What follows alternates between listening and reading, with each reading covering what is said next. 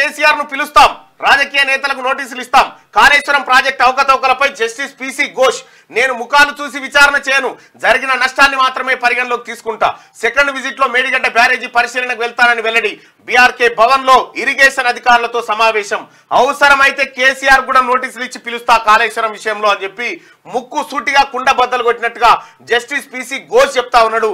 అయ్యా అమిత్ షా గారు, ఎవరు వేస్తారు సార్ ఈ విచారణ? ఎవరు చేయిస్తారు సార్? కాంగ్రెస్ పార్టీ ప్రభుత్వం కాదా? ఫోన్ ట్యాపింగ్ విచారణ ఎవరు చేస్తారు సార్? కాంగ్రెస్ పార్టీ ప్రభుత్వం కాదా? కాళేశ్వరం ప్రాజెక్టులో జరిగిన అవకతవకలపై అవసరమైతే కేసీఆర్ ను పిలిచి సమాచారం తీసుకుంటామని విచారణ commission chairman justice Pinaki Chandra Ghose అన్నారు. ప్రజల నుంచి అభిప్రాయాలు సేకరిస్తామని తెలిపారు. ఎంక్వైరీ ఇంకా ప్రారంభ దశలోనే ఉందని, నిపుణుల ఒపీనియన్ కూడా తీసుకుంటామని అన్నారు. గురువారం బీఆర్కే భవన్ లోని కాళేశ్వరం జ్యుడిషియల్ కమిషన్ ఆఫీస్ లో న్యాయ విచారణను జస్టిస్ ఘోష్ నిన్న ప్రారంభించారు. కాళేశ్వరం పైన జ్యుడిషియల్ ఎంక్వైరీ స్టార్ట్ అయిపోయింది. ముఖం చూసి బొట్టు పెట్ట అందరిని గుంజుతా అంటుండు. ఇక నా బొట్టు ఖర్చు పెట్టి కాళేశ్వరం నేనే కట్టినా అని చెప్పి ఇప్పుడు నాకు సంబంధం లేదు అంటాడు.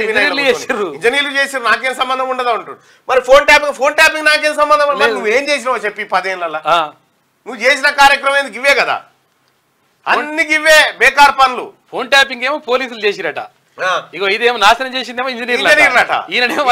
ఈ కేసీఆర్ నమ్ముకున్న పోలీసులు ఇంజనీర్ల పరిస్థితి చూడ ఎట్లుంది. ఎవరినన్నా అట్లా అంటే నీకు ఎవడా నిపుణుడెవడా?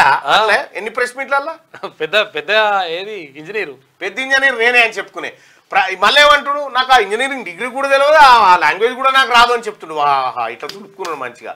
అందుకే కేసీఆర్ అనేటువంటి వ్యక్తి ముంగట నూకి వెనక కురికే రకం. పెద్ద డాక్టరేనా? ఏది కరోనా వస్తే పారాసిటమాల్ కొడితే అయిపోతుంది. డాక్టర్ ఈయననే, ఇంజనీర్ ఈయననే, పోలీస్ ఈయననే, అన్ని